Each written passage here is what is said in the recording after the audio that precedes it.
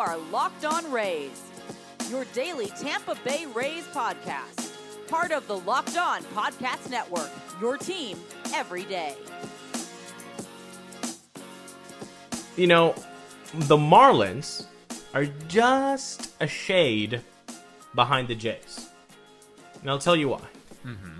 We've talked about, so many times about the young talent that the Jays have. Oh, the generational talent, the bloodline, all of that. Dude, the Marlins have been stockpiling young arms. And they're good. They're good. I mean, Pablo Lopez, Sandy Alcantara, Trevor Rogers, Sixto Sanchez. That's going to be a really good rotation when they get a little bit more time in the majors. I mean, Sixto is... he's a fireball thrower there. It's going to be really exciting for Marlins fans to see that young team develop. And as of today, they're going to the playoffs. The Marlins are going to the playoffs. They're below 500, but they're going to the playoffs. You got to love to see it. You got to love to see it for the Marlins fan base. And I agree with you 100% on that. They could be dangerous in the playoffs. You mentioned Sixto.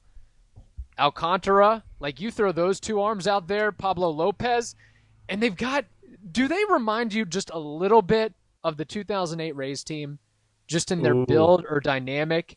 They've got the young, talented arms. Yeah. They've got a little bit of a veteran core. I mean, former Rays, those X-Rays are fitting in pretty nicely.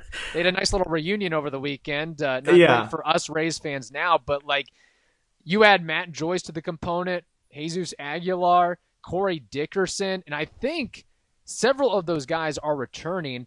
I think the addition of Starling Marte could be the thing that kind of puts them over the hump and secures their playoff spot. So you've got the pitching. You've at least got the starting pitching. You've got veteran presence. You've got a lot of young, talented position players. You got Birdie and Brian Anderson. Garrett Cooper, that's a good core right there. Yeah. And then the guys that are on that next wave, like the Jazz Chisholms and Sierra and Lewis Brinson, they're a spunky, nasty bunch.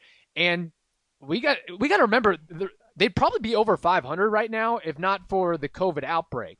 Like they were decimated. They're playing with scabs pretty much for a couple weeks there, and now you're starting to see, look how close and how tough they played the Rays. 5-4, 5-4, and then they won that 7-3 game on Saturday. It's been impressive, and those X-rays have really come through. And you hate to see it, obviously, that the Rays pitchers get knocked around, but if it's going to happen as a Rays fan, I mean, maybe I'm alone in this opinion. I'd rather it be Dickerson, Joyce, Aguilar, guys who you already rooted for that have a good outing. But by the way, so Sasugo Fan Club, Daniel on Twitter checks in, says, honestly, my biggest takeaway is the Marlins rebuild is going smoothly. They're going to be scary in a year or two. I think they're kind of scary right now, to be honest. Yeah. I mean, they're going to the playoffs right now. The expanded playoffs, they're under 500. Anything could happen. But as of today, they're going to the playoffs. And I think that's good for baseball, for the Marlins to be competitive again. Good for baseball. There we go. Love it. Love it. Love it.